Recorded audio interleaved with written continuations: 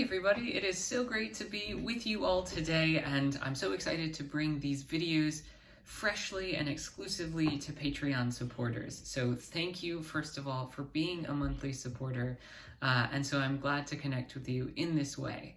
So it has been a long time, if you've looked at my YouTube, since I've done a video, pretty much since I was in Germany months ago, and I just got back about 3 weeks ago. So it's been a while, a hot second. So today I wanted to come here with my patrons that are supporting me. Again, thank you so much for doing that, and share with you a little bit about what this summer was like for me, what it was like to quarantine, and to not be in front of the camera all the time or behind pulpits. So I'm going to take you on a little bit of a journey for the next few minutes of what it was like for me this summer, and I hope to hear what it was like for you, and I look forward to connecting more and hearing some of your stories as we continue in this Patreon relationship.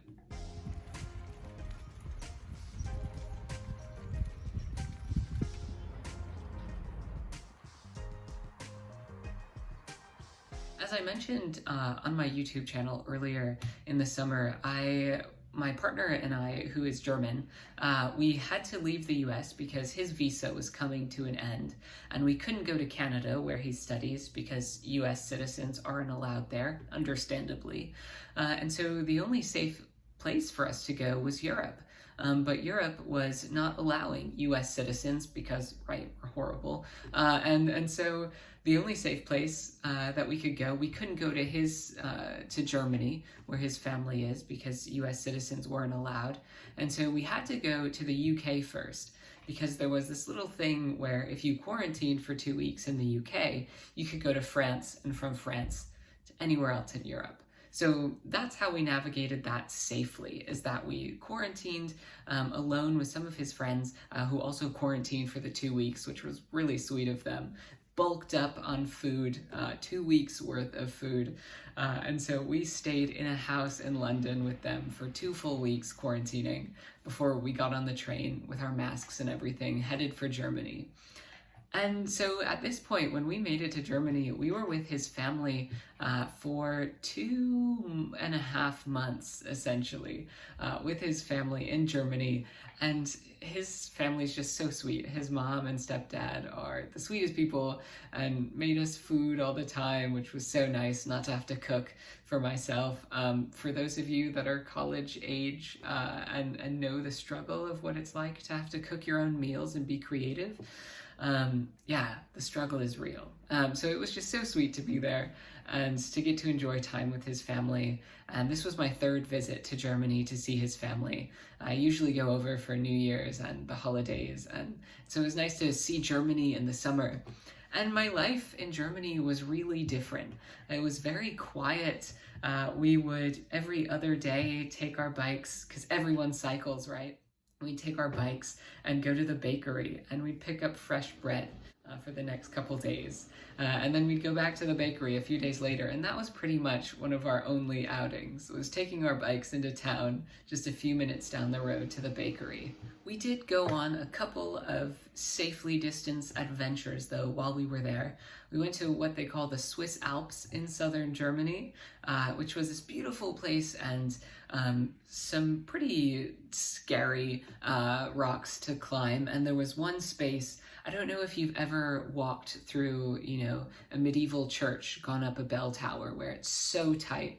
And, I get claustrophobic in those kind of spaces. So this time anyway, we were in this rock. We're hiking between this rock. It's very small. And they had put these stairs right through the middle of a rock that had a split down it.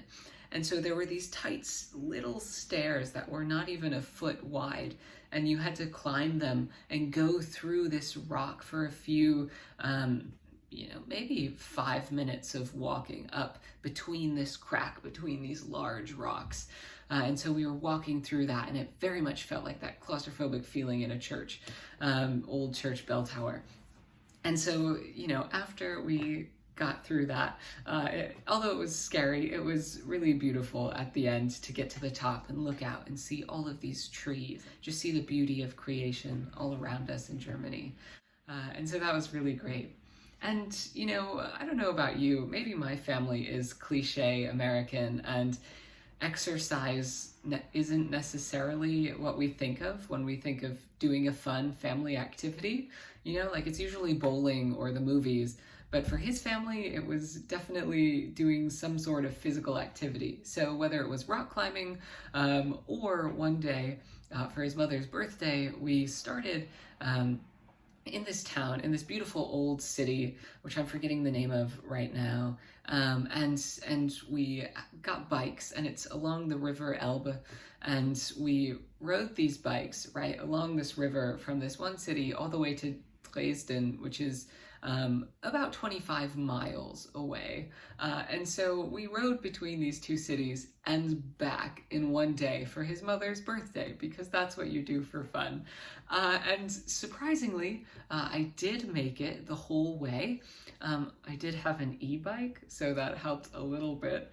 And that's a bike that has a little bit of electricity to help you go along, but not too much. And so that was one activity that we did as a family. And yeah, so life in Germany was just a lot quieter.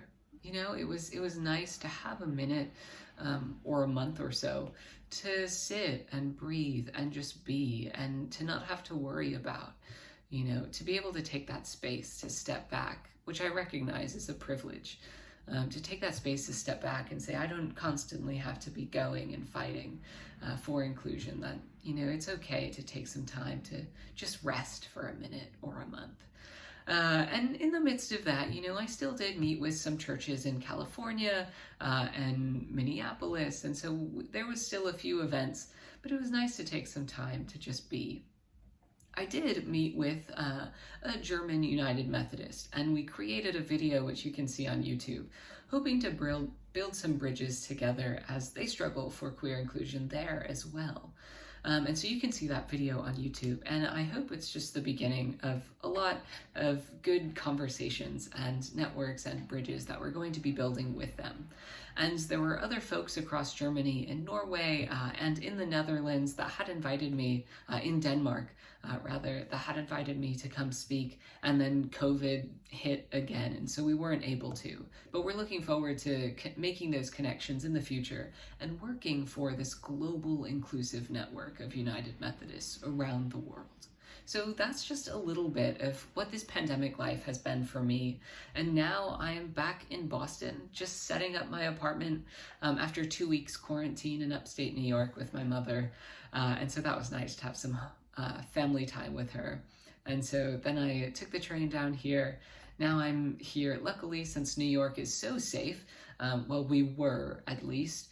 We weren't on the quarantine list, but obviously still taking precautions and staying safe. And I'm very impressed with everyone in Boston. So far, not a single person, even walking down the street or jogging, hasn't been wearing a mask. So good for them, and I hope you are wearing masks as well. So that's what my quarantine life has been. I'm settled in Boston now, at least for a month, before figuring out how to see my partner again for the holidays. I'd love to hear how you're doing during the pandemic, so feel free to let me know in the comments here, and we can get to know each other more throughout this Patreon adventure together. Thanks for joining me, everybody, and I hope to see you sometime soon again.